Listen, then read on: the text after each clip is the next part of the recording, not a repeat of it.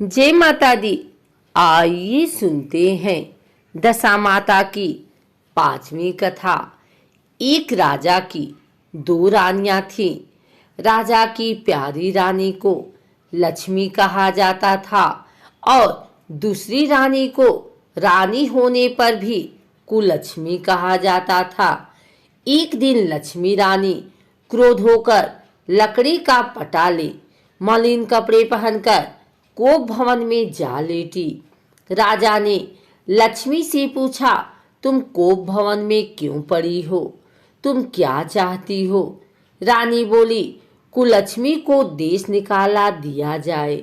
कुलक्ष्मी रानी थी, इसलिए उसे निकाला देने से राजा की बदनामी होने का डर था। इसलिए रानी को पीहर छोड़कर आने की बात सोची गई थी। राजा ने पटरानी को एक रथ में सवार कराया और स्वयं घोड़े पर चढ़कर रथ के साथ चलने लगा। एक बीहड़ जंगल में पहुंचकर राजा ने रथ को रुकवाया। पालकी ढोने वालों को वहां से हट जाने को कहा गया। राजा रानी को उस जंगल में छोड़कर घोड़े पर सवार होकर अपने महल में आ गया।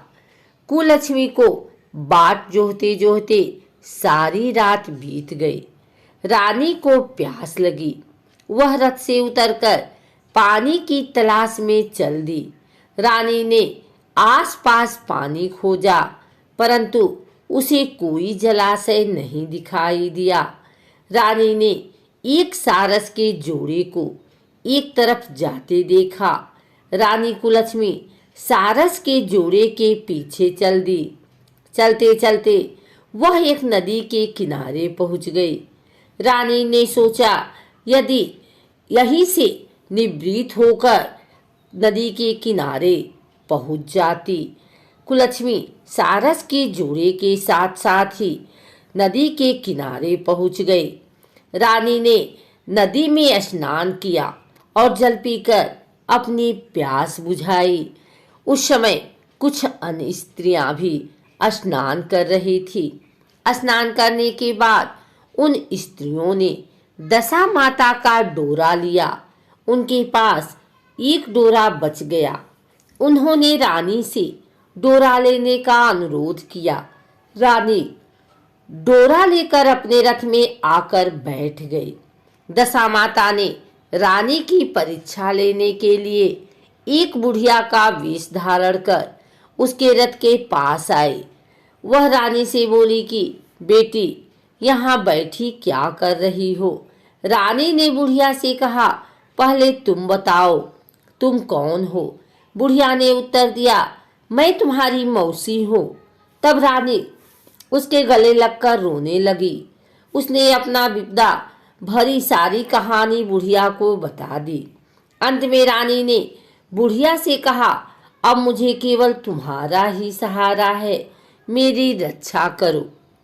दशा माता की कृपा से उसी जगह माया का शहर बस गया। रानी के भाई भाभी आदि सारा मायका वहां प्रकट हो गया। रानी ने अपने पीहर के साथ मिलकर 9 दिन दशा माता की कथा कहानियां सुनी।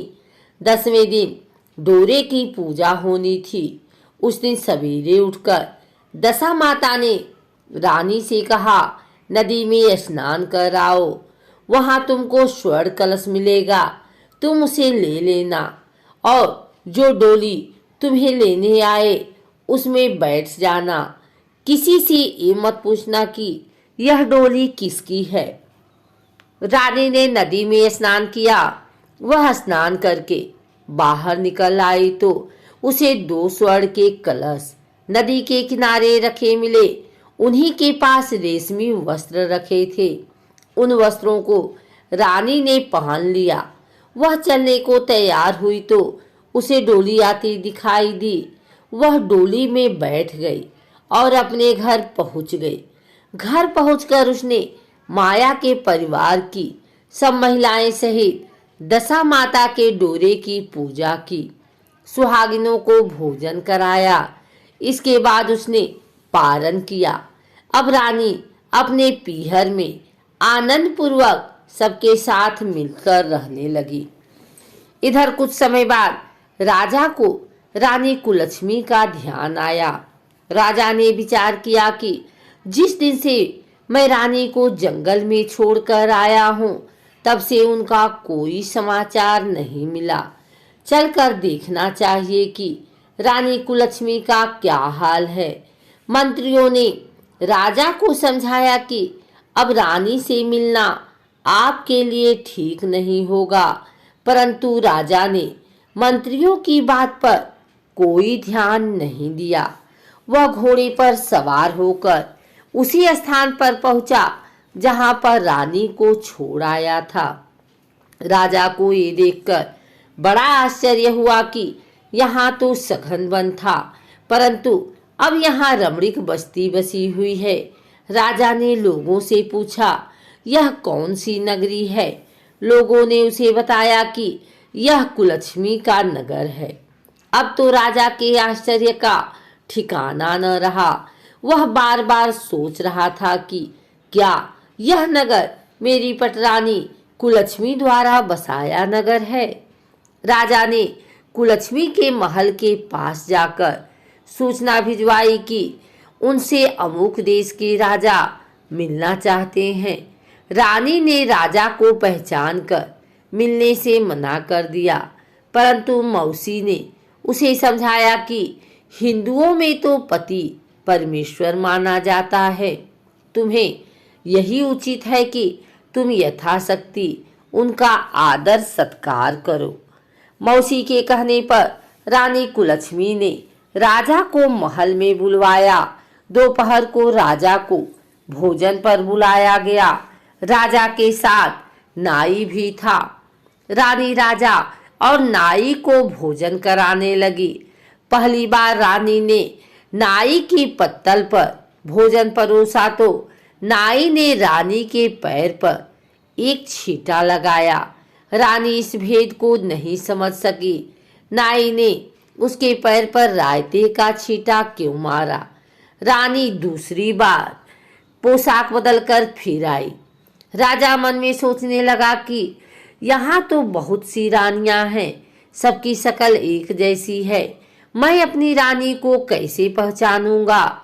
डेरे आकर राजा ने नाई से कहा, यहाँ तो कई रानियां हैं, मैं अपने रानी को कैसे पहचानूं? नाई बड़ा चतुर था। वह बोला, रानी तो एक ही है, परंतु वह पोशाक बदल बदल कर हमारे सामने आ रही है।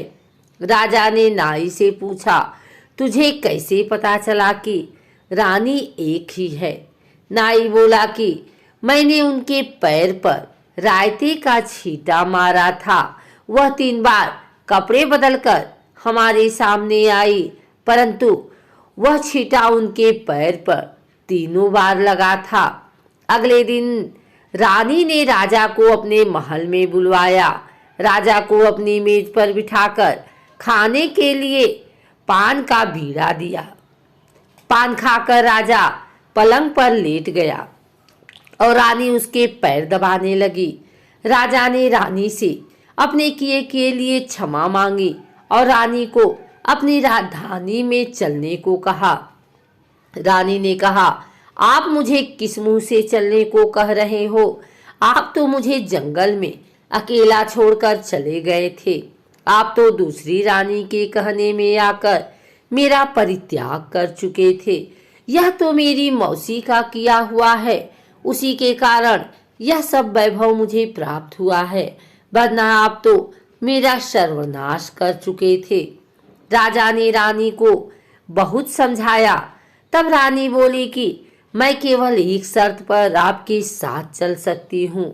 आप मेरी मौसी से वरदान मांगेंगे कि यह नगरी आपकी राजधानी के पास पहुँचा दें, जिससे जब मेरा मन चाहे आपके पास रहूं और जब जी चाहे तो मौसी के दिए महल में चली जाऊं।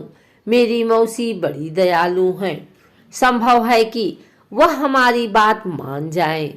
राजा ने दशा माता मौसी से प्रार्थना की कि मौसी ने राजा की बात मानकर दोनों शहरों को पास पास स्थापित कर दिया, मानो एक दूसरे के ही भाग हों। राजा ने दशा माता की कृपा का फल जानकर शहर में ढिढोरा पिटवाया कि उनकी प्रजा दशा माता का पूजा किया करे। भगवती दशा माता ने जिस प्रकार कुलक्ष्मी पर दया की, वैसे ही दया सब जने पर करना।